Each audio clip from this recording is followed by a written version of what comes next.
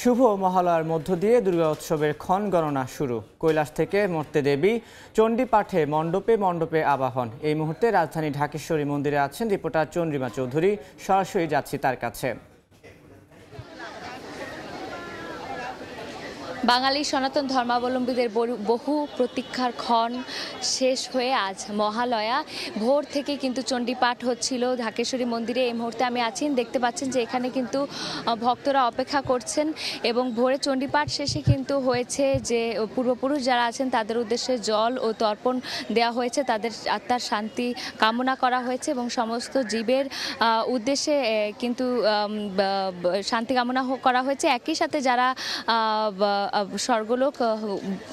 স্বর্গলোকে আছেন তাদের উদ্দেশ্যে কিন্তু পিণ্ডদান করা হয়েছে। এখন যেটা চলছে ঢাকেশ্বরী মন্দিরে, এখন মহালয়ার বিশেষ পূজা অর্চনা চলছে এবং এই মুহূর্তে যদি আমি আপনাদের একটু দেখাই যে পূজা কিন্তু শেষ করে এখন যজ্ঞ শুরু হবে। যজ্ঞের পরে কিন্তু আরতি এবং আরতির পরে সকলে যারা অঞ্জলি দেবেন, উপোস আছেন, তারা অঞ্জলি দেবার জন্য অপেক্ষা করছেন ভক্তরা এবং এখানে কিন্তু যজ্ঞের সেই আয়োজন এবং সেই প্রিপারেশনই নেওয়া হচ্ছে। পুরোহিত এখানে এসে পৌঁছেছেন এবং এটাই কিন্তু মহালয়ার আসলে মূল আনুষ্ঠানিকতা যদি আমি বলতে চাই।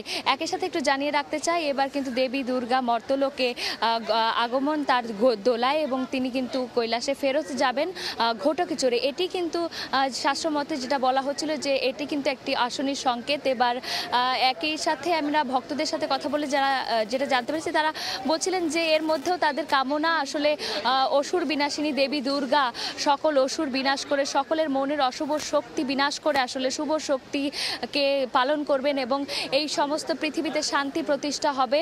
একই সাথে আমরা যদি একটু জানিয়ে রাখতে চাই যে এইখানে কিন্তু ভোর থেকেই কিন্তু ভক্তরা সমাগম শুরু করে দিয়েছিলেন এবং এর আগে কিন্তু ভোরের দিকে আরও ভক্তে এই পুরো জায়গাটি একদম ভরপুর ছিল। এখন কিন্তু অনেকেই কমে এসেছেন। একই সাথে কিন্তু এখন যে পূজাটি চলছে এরপরে কিন্তু তারা অঞ্জলি দেবার জন্য অপেক্ষা করছেন এবং এরই মাধ্যমে কিন্তু সনাতন ধর্মাবলম্বীদের যে প্রতীক্ষার ক্ষণ গণনা শেষ করে দেবী দুর্গার মর্তলোকে আগমন হয়েছে এবং এরই মাধ্যমে কিন্তু চারিদিকে একটি অন্যরকম রব রব ভাব চলে এসছে। এই ছিল আমার কাছে ঢাকেশ্বরী মন্দির থেকে সর্বশেষ। এতক্ষণ সরাসরি যুক্ত ছিলাম ঢাকেশ্বরী মন্দিরে।